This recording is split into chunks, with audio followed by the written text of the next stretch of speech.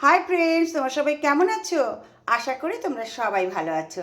দেখো, আমি এখন চিংড়ি মাছ রান্না করব। চিংড়ি মাছের মালাইকারি। দেখো, আমি চিংড়ি মাছটা ধুয়ে গুছিয়ে নিয়েছি। আর এখানে আছে সর্ষে বাটা, সাদা সর্ষে কালো সর্ষে বেটে নিয়েছি, পেস্ট করে নিয়েছি কাঁচা লঙ্কা দিয়ে। আর এখানে কিছু কাঁচা লঙ্কাও আছে, আর টমেটোটা দেবো আমি এর মধ্যে। আর দেখো, এখানে আমি পেঁয়াজ কুচিয়ে নিয়েছি। এই দিয়ে আজকে আমি চিংড়ি মাছের মালাইকারিটা রান্না করব। চলো, তোমাদের সঙ্গে নিয়েই রান্নাটা শুরু করা যাক।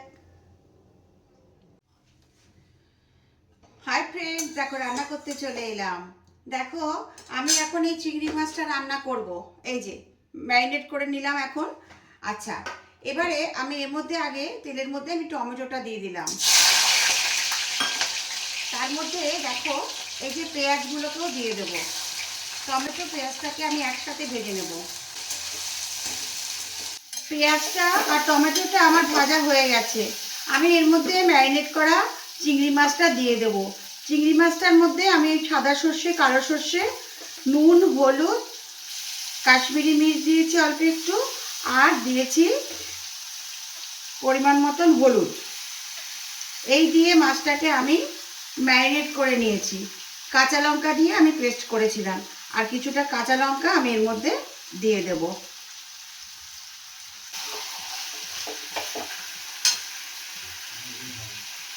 আমি চিংড়ি মাছটাকে মশলার সাথে পেঁয়াজ টমেটো দিয়ে কষিয়ে নিলাম।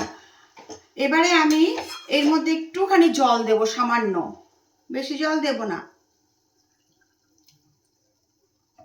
এবারে মাছটা একটু সেদ্ধ হবে।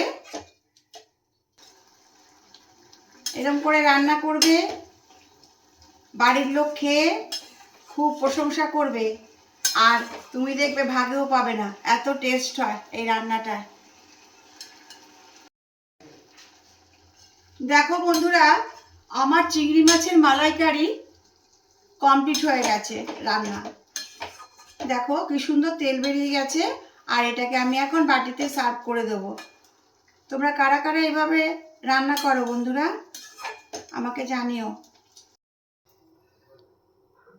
দেখো বন্ধুরা, চিংড়ি মাছের মালাইকারি রান্না করে আমি সার্ভ করে দিলাম।